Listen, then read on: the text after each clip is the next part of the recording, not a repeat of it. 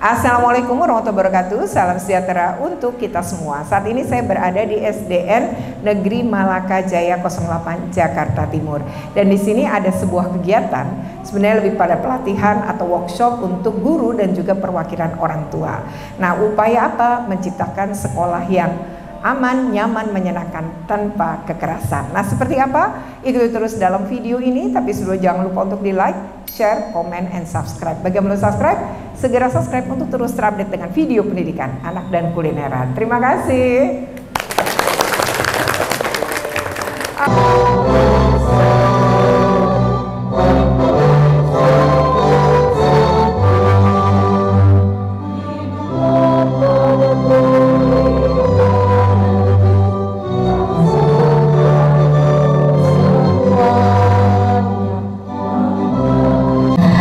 Listiarti SD MSI dari Suku Dinas Jakarta Utara 2 sekaligus anggota KPAI. Yang saya hormati Ibu Nani Ratmini selaku Wakil Kepala Sekolah SDN Malaka Jaya 08. Yang saya hormati Ibu Komite, Ibu Agnes beserta jajarannya. Yang saya hormati pendidik dan tenaga kependidikan SDN Malaka Jaya 08, yang saya hormati ibu semua nih, Sikandi perwakilan kelas 1 sampai dan kelas 6. Puji syukur alhamdulillah kita panjatkan kehadiran Allah Subhanahu wa taala, Tuhan yang Maha Esa, yang insya Allah selalu memberikan kita kesehatan serta panjang umur yang barokah. Salawat dan salam selalu tercurah pada junjungan kita Nabi besar Muhammad SAW. Semoga kita selalu mendapat syafaatnya sampai akhir zaman. Amin amin ya robbal alamin. Pagi, semoga kabarnya sehat berseri. Asik. Kayaknya udah bikin bener ya Bu. Iya, emang saya udah siapin banget nih buat pembicara hari ini. Mentari tenggelam menjelang petang, setelah lama ia menyinari bumi. Kami ucapkan selamat datang untuk pembicara kita hari ini. Mantap. Baik, saya simpan dulu buat nanti. Bismillah. Assalamualaikum warahmatullahi wabarakatuh. Terima kasih sudah dijawab salamnya. Mari kita panjatkan puji syukur kita kehadirat Allah Subhanahu wa taala yang sampai saat ini kita masih diberikan kenikmatan yang sangat luar biasa sehingga kita dapat bermuajahah, bertatap muka dan juga bisa berbagi ya, berdiskusi yang mudah-mudahan Allah ridhoi dan mudah-mudahan kesempatan ini kita tidak sia-siakan. Oleh karena itu, sebelum saya paparkan biodata beliau, mungkin nanti sangat banyak. Saya boleh dari sini nggak Pak Fahri? Oh boleh. Oke. Kemudian Bapak Ibu guru dan juga Bapak Ibu perwakilan kelas ya. Terima kasih, sebuah kehormatan bisa berada di tengah-tengah Bapak Ibu yang juga sudah meluangkan waktu. Ini Capseknya kayaknya yang luar biasa ya, memberikan acara yang seperti ini. Oke, beri tepuk tangan untuk Bu Capsek ya. Karena saya pernah jadi Capsek juga, rumit loh ngelola keuangan dan dana yang dipilih. Tadi Ibu katanya datanya berdasarkan rapot pendidikan, itu udah tepat banget. Jadi bikin program tuh harus pakai data dan data yang dipergunakan itu haruslah rapot pendidikan. Jadi kita bisa memperbaiki rapot kita gitu ya. Jangan sampai salah diagnosa. Sakitnya apa, obatnya apa, khawatir mati kayaknya Bu ya. Nah jadi betul nih, tepat banget gitu ya. Nah nampaknya Ibu mungkin punya problem terkait dengan perundungan. Tapi menurut saya ini hal yang sebenarnya mayoritas sekolah juga ngalamin ya Bu. Tapi Ibu ngelihat oh ini mungkin tidak hijau ya, bisa jadi kuning gitu ya. Nah tetapi kemudian mau ditindaklanjuti ya, kita patut mengapresiasi hal seperti ini, bahwa ini kan soal investasi jangka panjang, bukan kalau pengadaan barang itu paling gampang ya, tetapi apa sih sebenarnya dampak jangka panjangnya buat anak-anak kita gitu ya.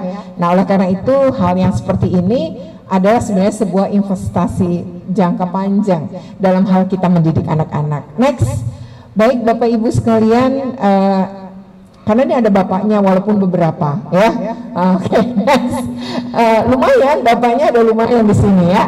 Nah Bapak Ibu, saya mau ngomong dulu bahwa sebenarnya kalau kita bicara perundungan, kekerasan seksual ataupun bentuk kekerasan lain, pemerintah tuh punya aturan namanya Permendikbudristek nomor 46 tahun 2023 tentang pencegahan penanganan kekerasan di satuan pendidikan, disingkat PPKSP.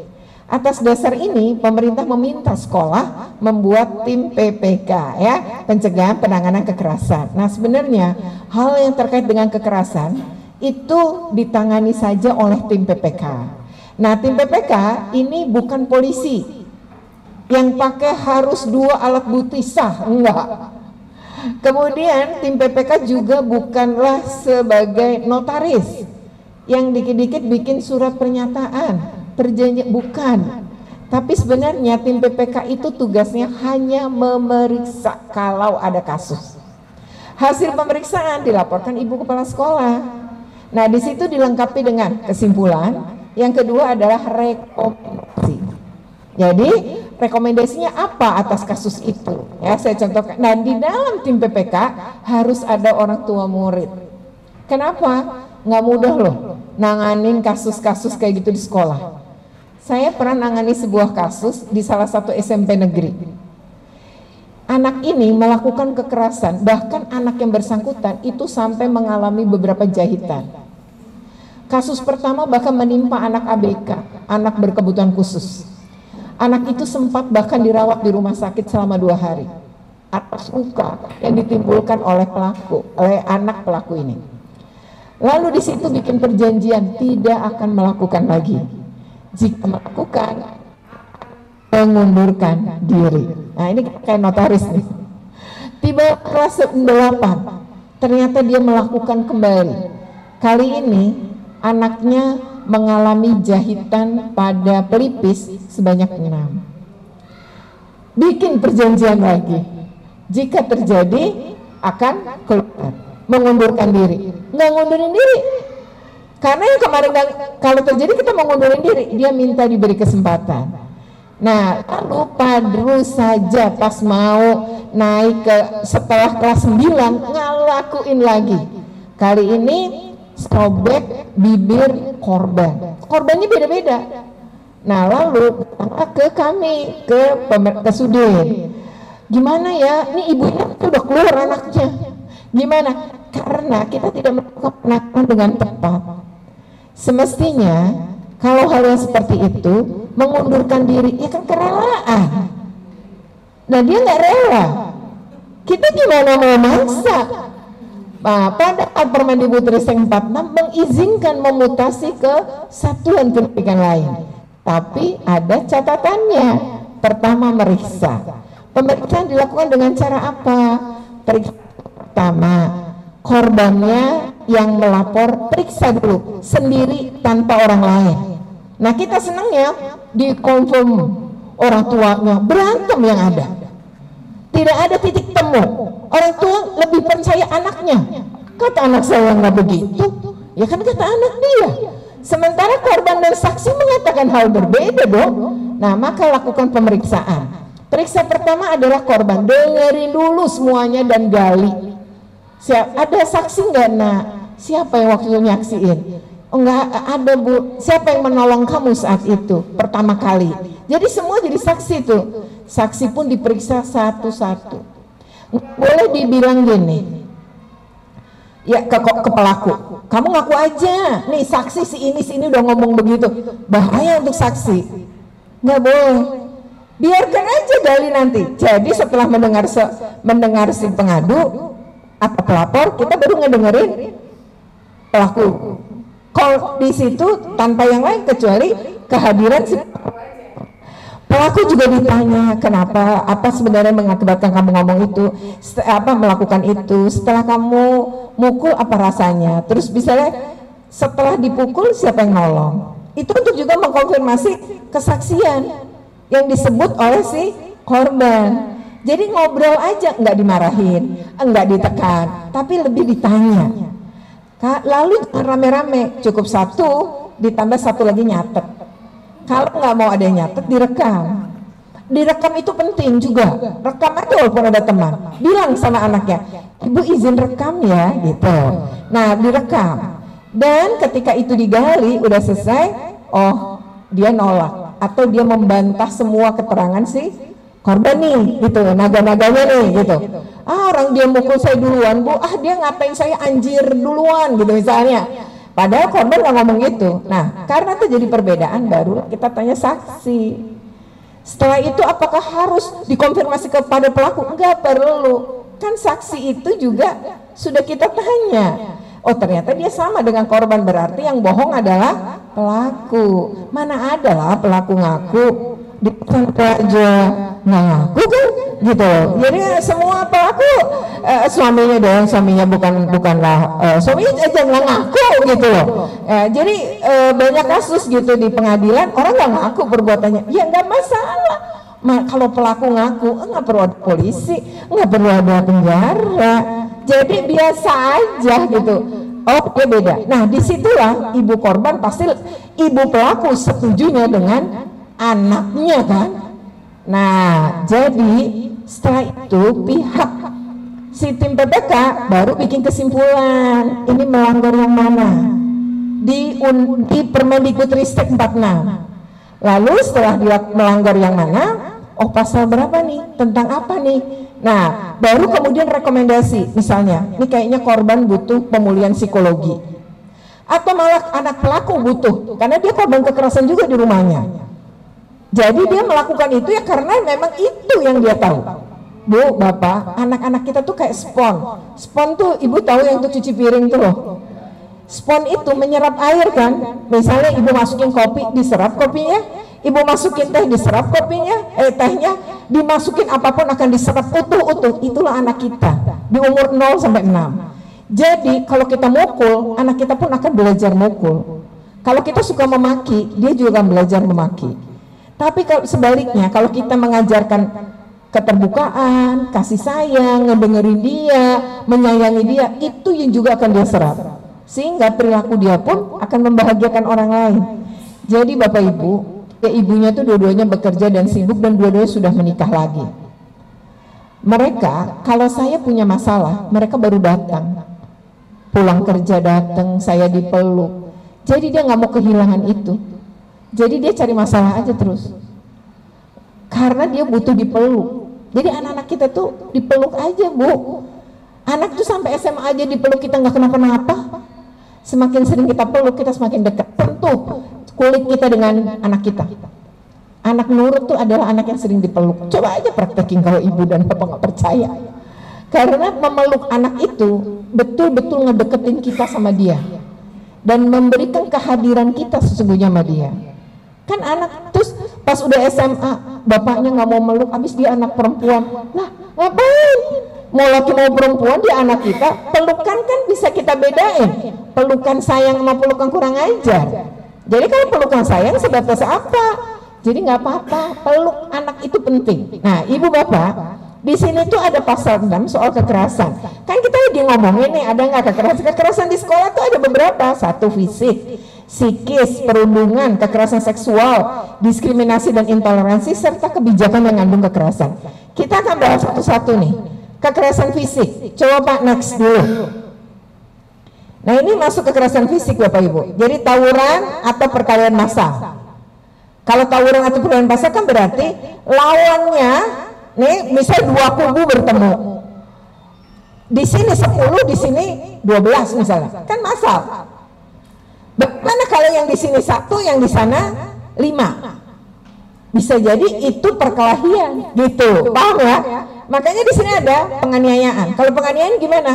1, nggak mungkin lagi tawuran. Kita kalau lagi tawuran, kita bisa jadi korban, bisa jadi pelaku kan?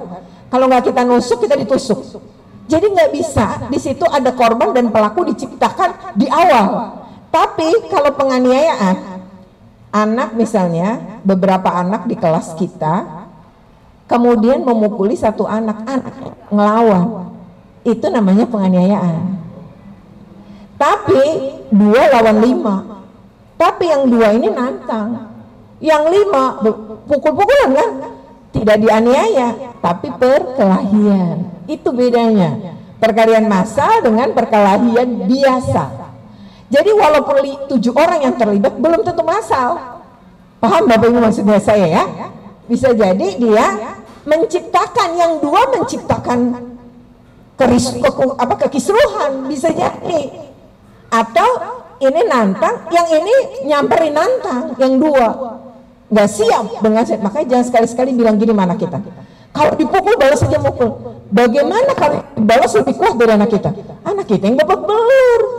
Jadi nggak boleh mengetukan itu, bahaya. Dan tidak kekerasan dibalas dengan kekerasan, gitu Bapak Ibu. Nah, lalu eksploitasi ekonomi, ya, kemudian pembunuhan. Ada emang anak meninggal di sekolah, banyak Bu. Anak SD lagi di Indramayu kasusnya. Banyak kasus, walaupun nggak langsung meninggal di lokasi, ketika dibawa ke rumah sakit, ketika beberapa hari dirawat, dia meninggal. Dan banyak kasus itu melibatkan SD. Karena saya nangani waktu di KPAI. Kalau eksploitasi ekonomi itu gimana? Pemalakan, peras. Apa sih? Suka ada ya, apa zaman sekarang namanya? Palak gitu kan? Nah, palak gitu, itu masuk kategori itu namanya kekerasan fisik. Jadi tim PPK nyimpulinya ini masuk kategori pasal 6 butir A, B, C, yang mana gitu, karena itu akan berkaitan dengan sanksi kemudian. Nah, sanksi di dalam Permendikbudristek 46 itu melihat dampak. Jadi gini, misalnya anak itu didorong, lagi main didorong. Maka kita lihat dulu dampak dorongan. Satu, sengaja apa enggak ya? Kan lagi main. Anak SD kan kalau lagi main suka lari dorong. Kalau sengaja, ya berarti oh ini sengaja. Kalau CCTV bisa kita lihat ya. Tapi bisa jadi kan nggak sengaja. Lalu ternyata membentur batu, membentur ujung misalnya meja, membentur ujung tembok, lalu luka. Kesannya, padahal mungkin murid ibu tidak sengaja. Kalau tidak sengaja begini, masa ya mau dihukum berat? Kan tetap ditangani nih. Kamu kenapa? Tuh saksi-saksi ngelihat nggak ini sengaja atau tidak? Diperiksa kayak tadi cara saya menjelaskan di awal, ya. Nah, ibu ketika kemudian anak-anak kita ini misalnya mengalami berat, ya, misalnya sampai masuk rumah sakit, dirawat, bisa jadi itu berat. Hukumannya bisa berat, yaitu dimutasi ke satuan pendidikan lain. Jadi kalau cuma ngedorong nggak sengaja tiba-tiba dimutasi, salah kita. Jadi kesimpulannya kan merekomendasi kemudian ini tidak sengaja tapi menimbulkan luka, sehingga tetap diberi sanksi biar belajar dari kesalahan. Hanya sanksinya tidak perlu berat gitu. Nah, Permendikbud ini ngajarin itu, langkahnya, tekniknya. Jadi sekolah bisa berpegang. Saya kasus ini ayahnya seorang jaksa, anaknya didorong lagi bermain, kebetulan yang dorong anak laki-laki. Nah, si jaksa minta dikeluarkan anak yang ngedorong, padahal luka apapun gak dialami oleh anak ini karena terjadi pengulangan waktu kelas 2, kata dia. Kelas 2 saya tanya, udah dihukum belum waktu itu kelas 2? Ternyata udah dihukum apa? Dia belajarnya disendiriin, itu harusnya nggak boleh. Tapi belajarnya di ruang wakil kepala sekolah. Dia sudah menjalani hukuman, ya berapa lama? Ya berarti gugur. Nggak bisa kita bilang dia mengulang, jadi ditimbun, enggak. Karena waktu itu bukan tertulis atau teguran lisan, kecuali waktu itu teguran lisan. Oke, nah ini ringan, jadi ditegur, nggak boleh, minta maaf. Saya ketua Korlas dari kelas 1A. Sebelumnya saya sangat berterima kasih dengan Bu Retno. Saya sangat appreciate karena saya cukup sering mendengar Ibu dari bagaimana Ibu dimintain pendapat di TV One dan di mana-mana. Dia famous banget loh. Ya, tepuk tangan buat Bu Retno. Terima kasih ya Bu. Tadi masukan-masukan kepada kami orang tua bagaimana parenting education dan beberapa pengalaman yang sudah Ibu berikan, insya Allah bisa memberikan tambahan ilmu kepada kami dengan mencegah perundungan dan pelecehan seksual pada siswa sesuai tema kita. Sebenarnya kita flashback lagi ya Bu ya, program pemerintah saat ini itu kan pemerintah sudah mencanangkan pengecekan kesehatan untuk manula, semuanya lah ya, semuanya rakyat Indonesia, di mana yang spesifik untuk anak-anak di sekolah akan dilakukan di sekolah, kan seperti itu ya, sehingga tidak dilakukan di puskesmas atau dimanapun, sehingga tim akan masuk ke dalam sekolah. Apa korelasinya? Korelasinya adalah ketika secara medis fisik itu dilakukan pengecekan, alangkah lebih baiknya. Ini Ibu sebagai anggota KPAI, saya sebagai warga, saya sebagai rakyat Indonesia gitu ya, dan spesifiknya sebagai ibu-ibu dari siswa-siswa yang saat ini bersekolah di Maja 08. Jadi sangat baik menurut kami program dari pemerintah melakukan pengecekan kesehatan medis untuk anak-anak kita. Tetapi sebagai masukan, alangkah lebih baiknya Ibu Retno selaku perwakilan KPAI juga, pengecekan itu dilakukan bukan hanya secara medis fisik, tetapi pengecekan itu dilakukan juga secara psikologis. Dan ini sudah dilakukan di negara tetangga kita, Malaysia, Bu. Kenapa? Kita saat ini bicara soal, oh ini ada masalah, kemudian ada pertanyaannya pertama terkait program pemerintah. Ya kalau memang program pemerintah itu untuk kebaikan ya, dan uangnya mungkin cuma sanggup untuk fisik gitu ya, kesehatan fisik ya saat ini gitu, sehingga kemudian mau tidak mau gitu, hanya itu kemudian yang bisa dilakukan pemerintah. Itu juga kayaknya belum dimulai juga gitu ya. Dan kedua, sebenarnya kesehatan fisik dengan kesehatan mental itu sama pentingnya. Jadi kalau kita berbicara kesehatan mental, maka sebenarnya orang-orang Indonesia tuh kalau anaknya sakit langsung dibawa ke dokter. Tapi begitu anaknya mengalami masalah kesehatan mental, menganggap bahwa nanti akan sembuh, jadi dibiarin aja, ntar waktu yang akan menyembuhkan. Padahal enggak. Kadang saat itu tertimbun, tapi luka batin itu nggak hilang sebenarnya. Jadi dia harus dikeluarkan, dia sampah, nanti jadi sampah yang membusuk dan menjadi racun. Nah, yang kedua sebenarnya terkait dengan parenting ya. Saya sih belajar dari hidup ini sih ya, dari hidup saya. Ternyata mau ilmu parenting kayak apa, sebenarnya nggak ada gunanya kalau kita sendiri nggak bahagia sebenarnya. Jadi kuncinya sebenarnya kebahagiaan kita. Tapi kalau kita bahagia, entah kenapa ketika ngedidik anak-anak kita itu bisa aja menemukan jalan dalam proses edukasi kepada anak-anak kita. Padahal kita nggak tahu ilmu itu. Jadi misalnya saya menangani kasus gitu ya, anak saya yang mengalami kekerasan di sekolah, waktu itu perundungan dari temennya. Terus anak saya yang pertama bahkan mengalami dari gurunya. Pada saat itu tuh saya belajar gimana ngedengerin dia. Saya memeluk dia, terus saya bilang, mama akan selalu ada ke kamu. Sampai dia ngomong gini, ketika saya kemudian ngajak dia dialog dan apa yang mau dia lakukan, lalu kita diskusi. Setelah itu tuh dia bilang, kayaknya aku bisa. Nah pas udah dia mampu nyelesain, dia tuh ngomong gini sama saya. Dia waktu mampu nyelesain, dia cerita. Tapi datanglah kemudian masalah kembali gitu ya, yang tidak ada hubungannya dengan itu. Terus dia ngomong gini, kemarin aku juga begini loh mas, tapi aku nggak diskusi sama mama. Kenapa? Ternyata pengalamanku sebelumnya aku bisa selesaiin. Jadi dia belajar dari kemampuan dia sebelumnya bersama saya nyelesain itu. Jadi dia mulai belajar, oh ya, dia bertanya dulu sama dirinya apa ya.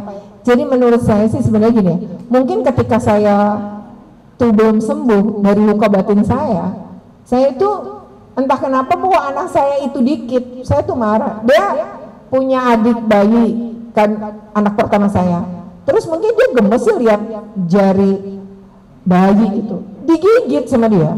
Terus saya otomatis marah gitu mukul dia. Padahal kan nggak boleh. Kalau saya bahagia, maksudnya saya tuh posisinya saya dan nggak punya masa lalu dipukul, mungkin saya saat itu nggak akan ngelakuin itu sama anak saya. 08 Jakarta Timur yang dihadiri oleh para guru dan juga dihadiri oleh para orang tua peserta didik ya. Semoga ini bermanfaat. Jika bermanfaat jangan lupa untuk di-like, share, komen, dan subscribe. Bagi yang belum subscribe, segera subscribe untuk terus terupdate dengan video pendidikan anak dan kulineran. Terima kasih. Wassalamualaikum.